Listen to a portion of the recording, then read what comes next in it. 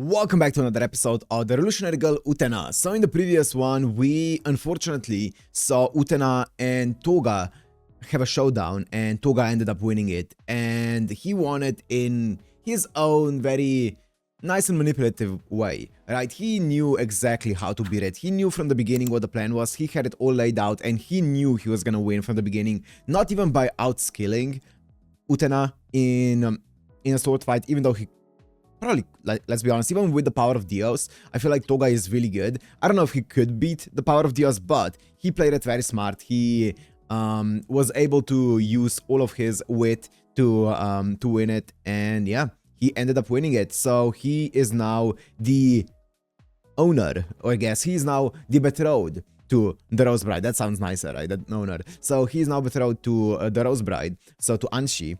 And what is that gonna entail for Anshi? What is she gonna end up doing? How is she gonna end up feeling? I feel like I talked about it a bit more extensively in the previous episode, so I'm not gonna go through it once again. But obviously, when she was with Utena, we saw some glimpses of actually like Anshi as a person, as opposed to just someone who belongs to someone else. And we could tell that there were moments where she was genuinely just enjoying herself. So now what? Now what's gonna happen? What is it that she truly wants? And what is actually like her history, her past? What is she as a person? And all those things are still very much left ambiguous for us. So yeah, I am curious about it. Also, Utena obviously was hit very hard with the entire loss there. So how is she going to take it?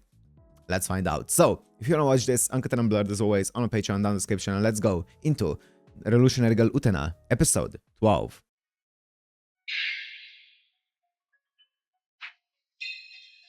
Hmm.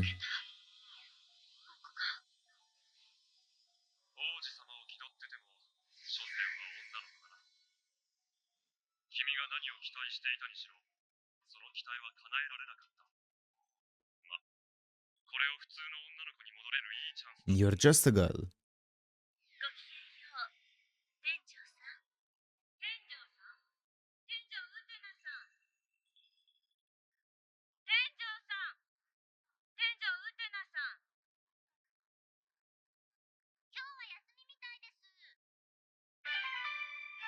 Perhaps for friendship's sake.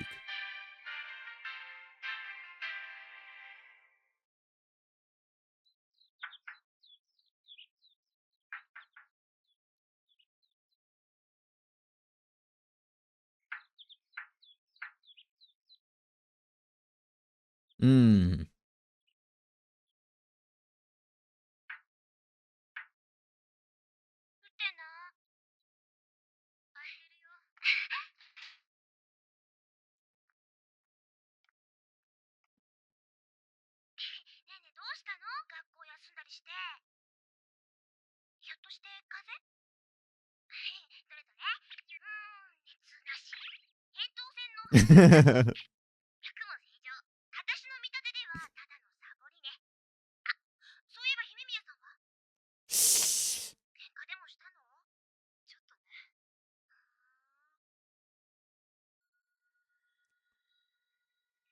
God, I love Wakaba.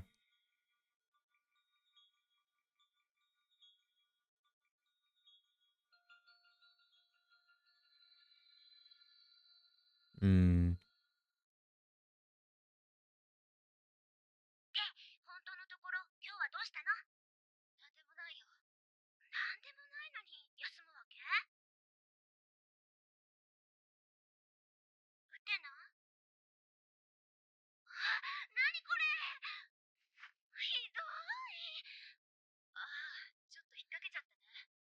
Hmm.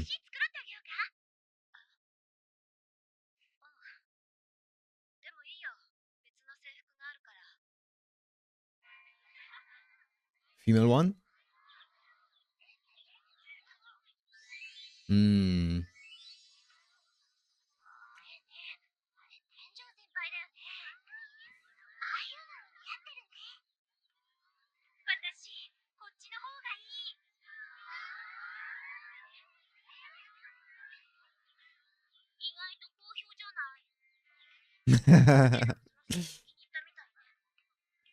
Hmm.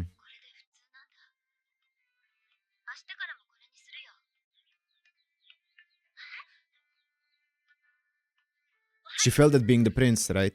She failed at rescuing the maiden.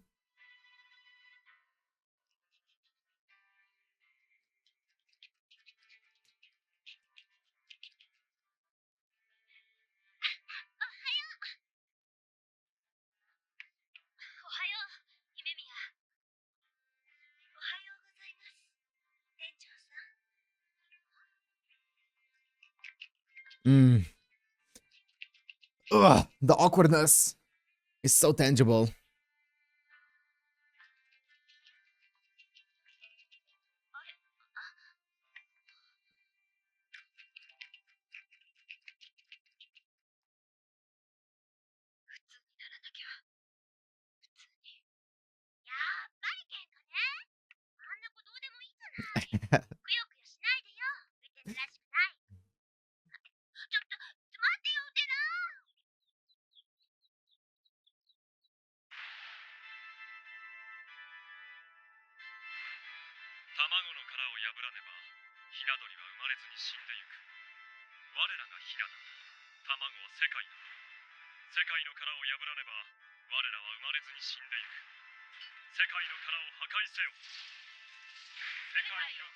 Hmm.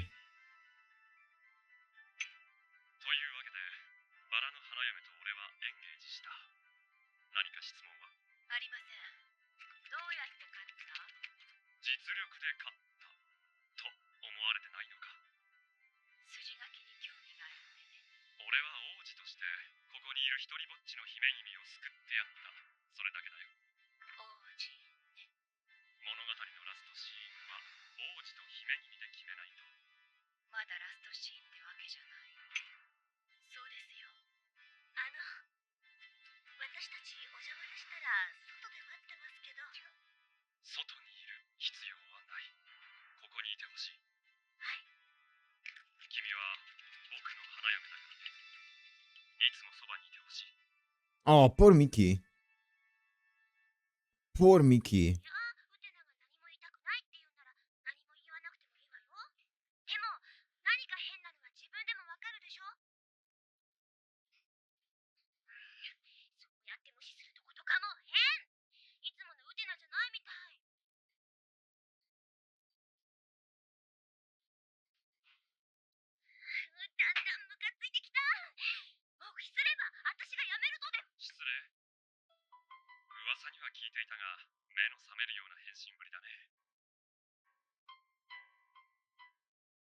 うーん。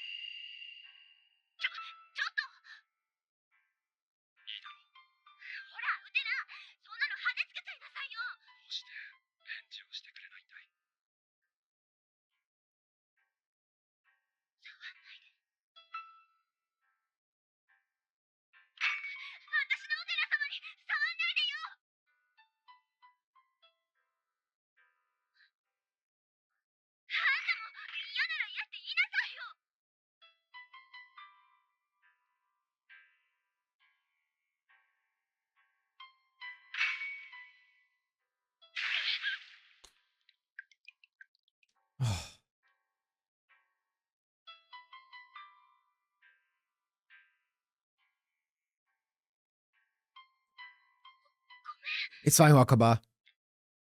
We know your intentions are great.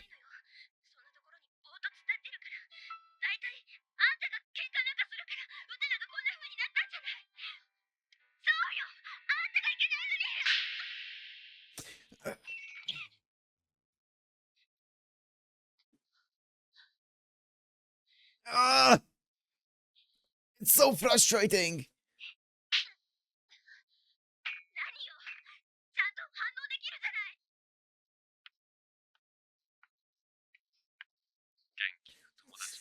You.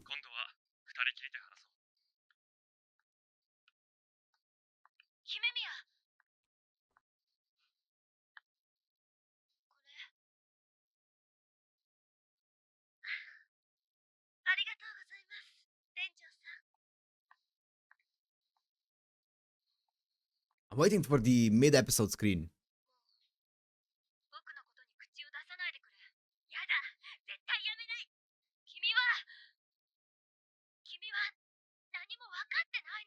Because you don't tell her.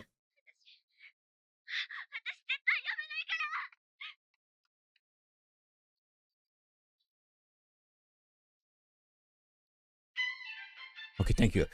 From the information that Wakaba's been given, like, it makes sense why she would act this way, right? From all the information that she's been given, she just sees her friend who's like really like down in the dumps. She's been going through a lot. She's, you know, even changing because of what she's going through. She's changing how she looks. She's not very responsive. She's lost basically all the confidence that she's had. And obviously, the only thing that she knows about why this happened is because of a fight between her and Himemiya.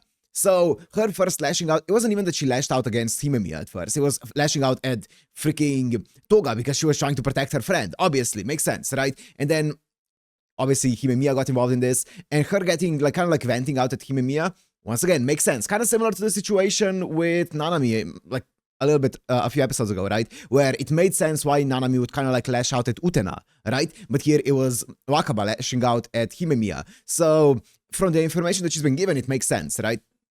Utena, I feel like it's hard to blame her for lashing out back at Wakaba. Obviously, I don't think Wakaba deserved to be hit and stuff like that, but also Utena is like, she's not in any kind of like position or mental space right now to be thinking rationally about everything that's happening. So I think after she manages to somehow get through this hurdle that she's going through, I feel like that's gonna be the time for her to like apologize and see what's happening and stuff like that. But for now, it makes sense why she would react the way that she did. Fucking Touga, man. I think this guy deserves some kind of award for being like the most toxic person alive or something along those lines. Jesus Christ, the way that he preys on every single small insecurity and like trauma and crack in a mental stability of Utena is actually kind of like, it's actually kind of admirable at how good he is at it. He is so insane at preying on every small thing that he can exploit in that, right? Just breaking people down so that they are at their lowest so that he can then take advantage of that. Holy, oh my god. Oh.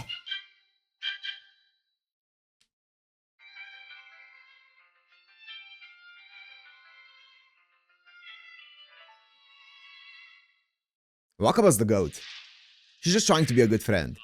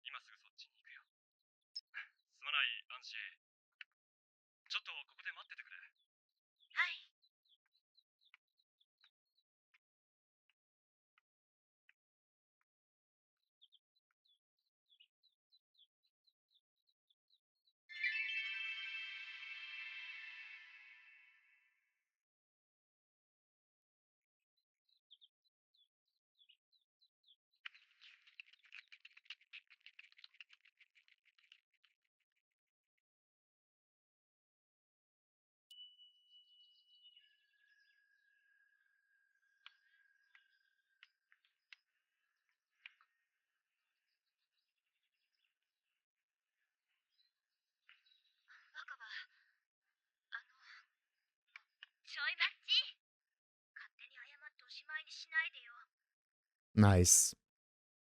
I'm happy to see that.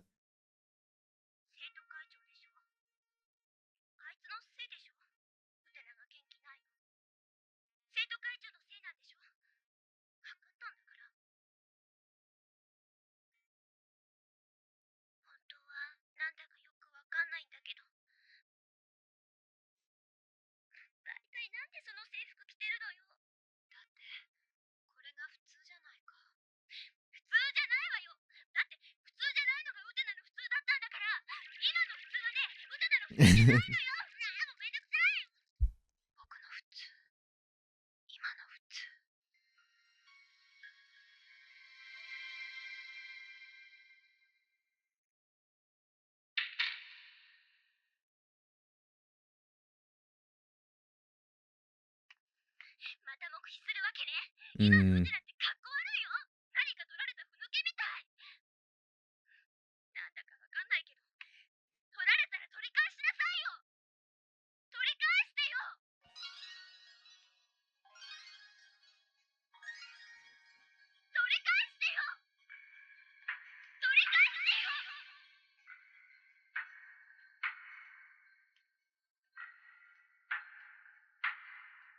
You just gotta retake the maiden.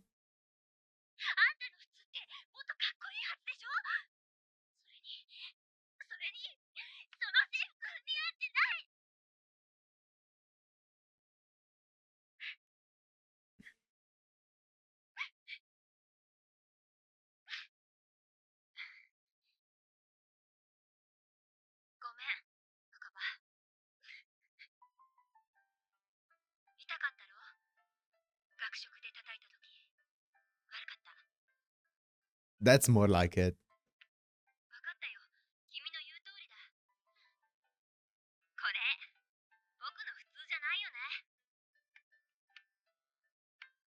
That's it. That's the Utena.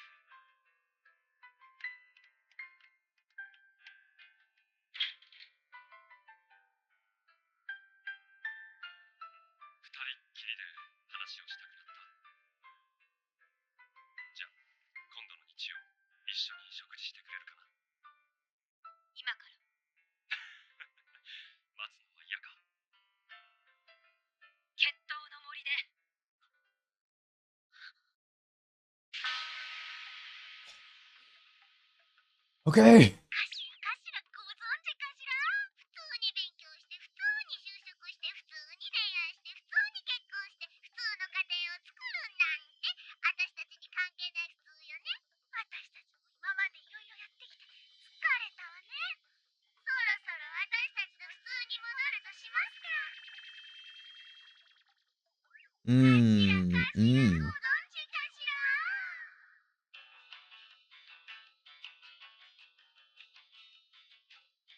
Oh.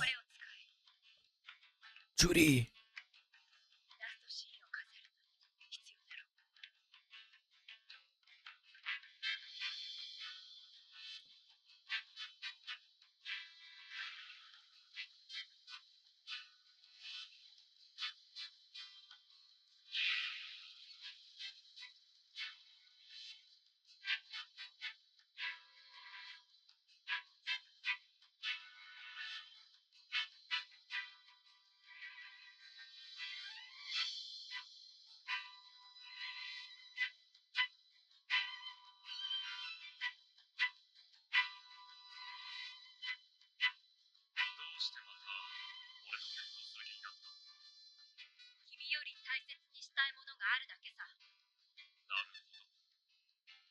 Mm.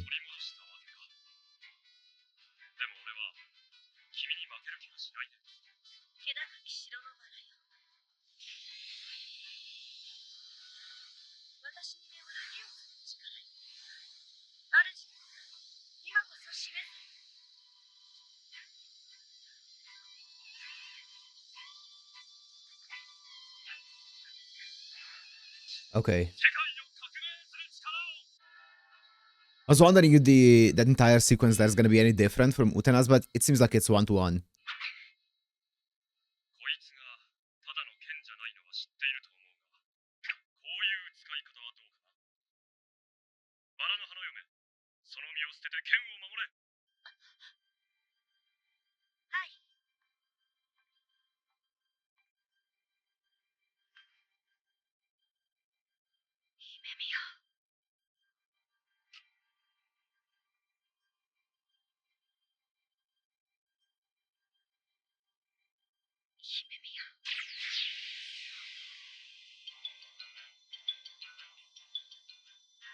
What?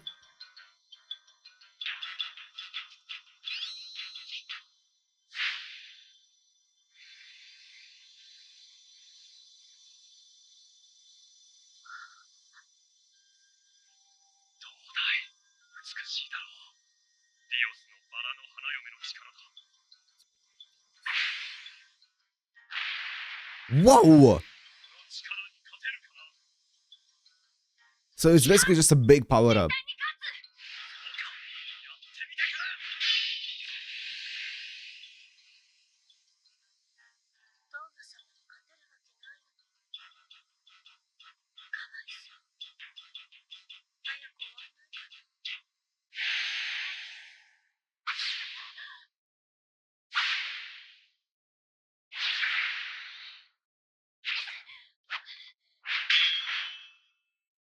That's her sword.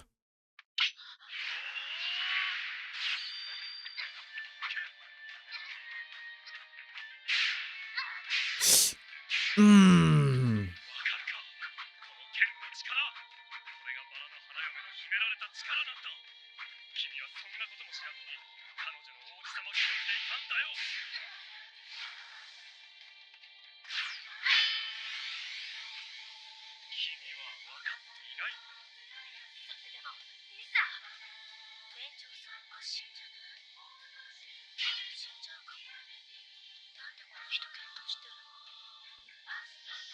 She doesn't understand her own worth, does she?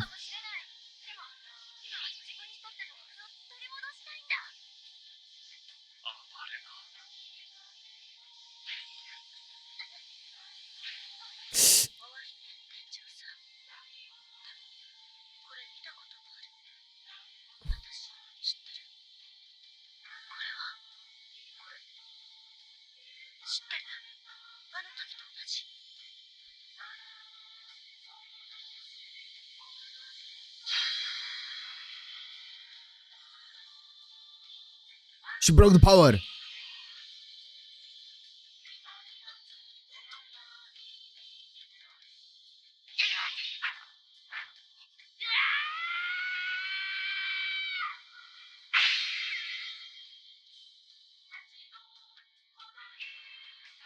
Please, please.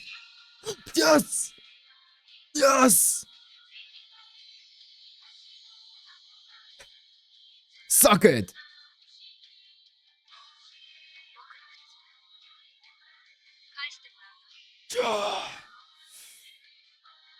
Ooh.